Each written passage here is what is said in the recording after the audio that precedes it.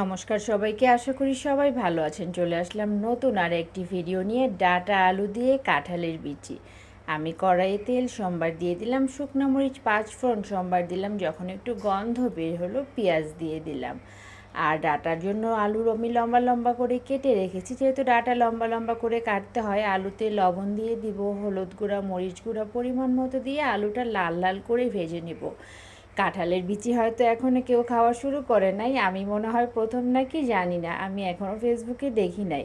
আমাদের গাছে কাঁঠাল একটা 12 মাসই পাকে, ছোট্ট একটা কাঁঠাল পেকেছিল, সেই কাঁঠালের বিচিগুলি আমি ধুয়ে শুকিয়ে নিলাম, ডাঁটাটাও লম্বা লম্বা করে কেটে নিয়েছি। সব কিছু ভেজে নিলাম, সরিষা, রসুন, কাঁচামরিচ এখানে নিয়েছি, ব্লেন্ডার করে নিলাম। আর এখানে দিয়ে দিলাম কিছুটা টমেটো, কাঁচামরিচও দিয়ে দিলাম। আর দিয়ে সরিষাটা খুব বেশি ভাজতে হয় না, আমি হালকা ভেজে ঢাকনা দিয়ে ঢেকে দিব। আর তাছাড়া সরিষা বেশি ভাজলে নাকি তিতা হয়ে যায়। যখন একটু ভাজা ভাজা হয়ে গেছে, আমি জল দিয়ে দিলাম যেন ডাঁটা আলুটা সেদ্ধ হয়ে যায়। মাঝখানে আমি 2-1 বার আরও চালিয়ে নিয়েছি। আমার তরকারিটা তৈরি হয়ে গেছে। গরম ভাত দিয়ে ডাঁটা আলু কাঁঠালের বিচির তরকারিটা খেতে খুব ভালো লাগে। কাঁঠালের বিচি যারা খেতে পছন্দ করো তারা একটা লাইক, কমেন্ট, শেয়ার করে দিও।